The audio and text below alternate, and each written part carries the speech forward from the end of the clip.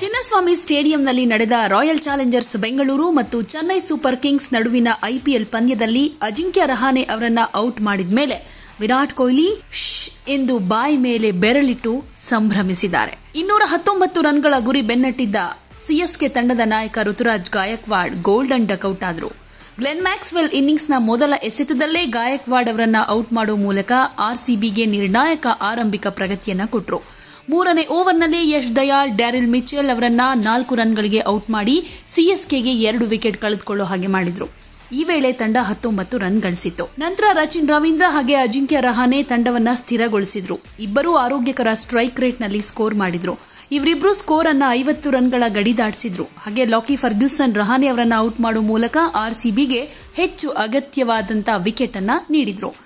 10ನೇ ಓವರ್ನ ಮೊದಲ ಎಸೆತದಲ್ಲಿ New Zealand star ಲಾಕಿ Ferguson Rahane ಅವರನ್ನ ಔಟ್ ಮಾಡಿದ್ರು. ರಹಾನೆ 33 ರನ್ ಗಳಿಸಿ ನಂತರ ಹೋದ್ರು. ಹಾಗೆ ರವೀಂದ್ರ ಅವರೊಂದಿಗೆ ನಿರ್ಣಾಯಕ 66 ರನ್ಗಳ ಜೊತೆಯಾಟವನ್ನ ಆಡಿದ್ರು. ರಹಾನೆ ಔಟ್ ಆಗ್ತಾ ಇದ್ದ ಹಾಗೆ ಕ್ಯಾಮೆರಾಗಳು ವಿರಾಟ್ ಕೊಹ್ಲಿ ಕಡೆಗೆ ತಿರುಗಿತು. ವಿರಾಟ್ ಕೊಹ್ಲಿಯ ಸೆಲೆಬ್ರೇಷನ್ ಹೇಗಿತ್ತು ಗೊತ್ತಾ? ಹಾಗೆ ಗಾಳಿಯಲ್ಲಿ ಪಂಚ್ ಕೊಡ್ತಾ ಸ್ಟ್ಯಾಂಡ್ ಕಡೆಗೆ ತಿರುಗಿ ತನ್ನ ಬಾಯಿ ಮೇಲೆ ಕೈ ಇಟ್ಟು ಸೈಲೆಂಟ್ ಅನ್ನೋ ರೀತಿ ಸಿಎಸ್ಕೆ ಅಭಿಮಾನಿಗಳಿಗೆ ಸುಮ್ಮನಿರೋದಕ್ಕೆ ಹೇಳಿದ್ರು.